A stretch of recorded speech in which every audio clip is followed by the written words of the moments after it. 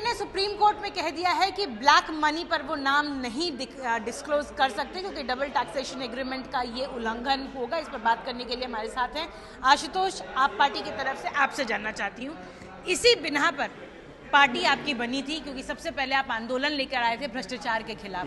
आज पहले कांग्रेस ने मना किया कि वो नाम डिस्क्लोज नहीं कर सकते, तब बीजेपी हंगामा करती थी। आज बीजेपी की सरकार है, उसने भी वही बात कही। कैसे देखते हैं इस पूरे मसले? देखिए, आज एक तरीके से हम कह सकते हैं कि आम आदमी पार्टी के सही मायनों में जीत हुई। जीत इस बात की कि जब हम कहते थे कि बीजेपी और कांग्रेस दोनों एक जैसे हैं, दोनों की कथनी करने में कोई फ़र्क नहीं है, दोनों एक ही थैली के चट्टे बट्टे हैं, तब कुछ लोगों को शायद इस बात का यकीन नहीं था।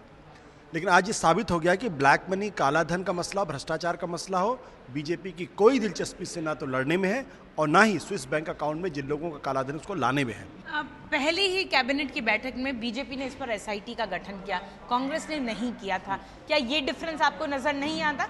नहीं, डिफरेंस इस बात का है कि ये तो अदालत का आदेश था। अदालत के आदेश को मानना सरकार के लिए मजबूरी थी।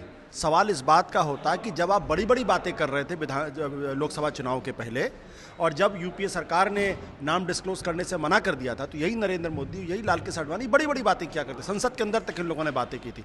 आज इनको लकवा क्यों मार गए? आपसे भी एक सवाल कांग्रेस पार्टी पूछ रही है कि क्या अजय माकन, जो कि उनके कम्युनिकेशन डिपार्टमेंट के हेड है, उन्होंने भी ट्वीट कर क्या है कि क्या अब अरविंद, अन्ना, किरण बेदी, रामदेव, जो सारे इस मुद्दे पर सामने आए थे, क्या अब आप लोग दोबारा उस तरह से एजिटेशन पे उतरेंगे? ये आपसे भी सवाल। ये अधिकार कांग्रेस को सवाल पूछने का अधिकार नहीं है। ये अधिकार कांग्रेस को नहीं है, ना ये अधिकार मैं बीजेपी को देता हूँ।